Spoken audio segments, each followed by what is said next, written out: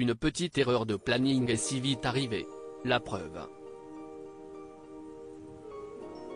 Le vendredi 7 avril 2023, les téléspectateurs de la chaîne Paris Première, qui voyaient en exclusivité la diffusion de l'émission de radio Les Grosses Têtes, ont eu la surprise de se retrouver face à 5 intervenants à la place de 6, comme prévu. Laurent Ruquier était effectivement en charmante compagnie, ce jour-là, entouré d'Isabelle Mergo, Christophe Beaugrand, Titoff, Bernard Mabille, Olivier Bellamy. Et si est tout. Mais qui était en retard? Ariel Dombal. Si ça se trouve elle a encore minci, elle est là et on ne la voit pas heureusement, Laurent Ruquier a pu compter sur une grosse tête aussi douée derrière une caméra que devant un micro pour la remplacer.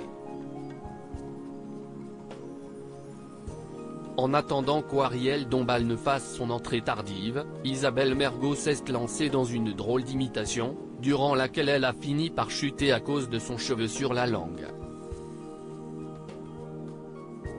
Mais pourquoi l'épouse de Bernard-Henri Lévy n'était-elle pas à l'heure? Si ça se trouve elle a encore minci, elle est là et on ne la voit pas, a tenté Titoff. Mauvaise réponse. Elle va arriver, elle ne va pas être contente. La réelle raison de ce petit décalage horaire, c'est Christophe Beaugrand qui l'a dévoilé. On m'a raconté que c'est son assistante, parce qu'elle a une assistante, qui s'est trompée d'horaire, a-t-il simplement expliqué.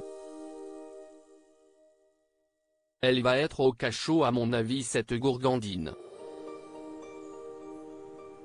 En la remplaçant vocalement parlant, Isabelle Mergo avait surtout subtilisé sa place.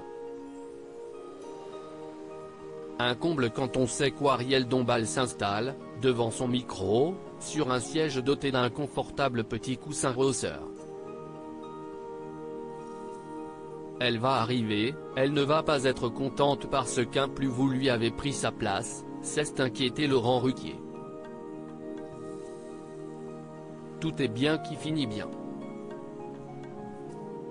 Face à la réaction angélique de sa consoeur, qui constatait qu'elle n'était pas assise au même endroit que d'habitude, Isabelle Mergo a accepté de lui céder son trône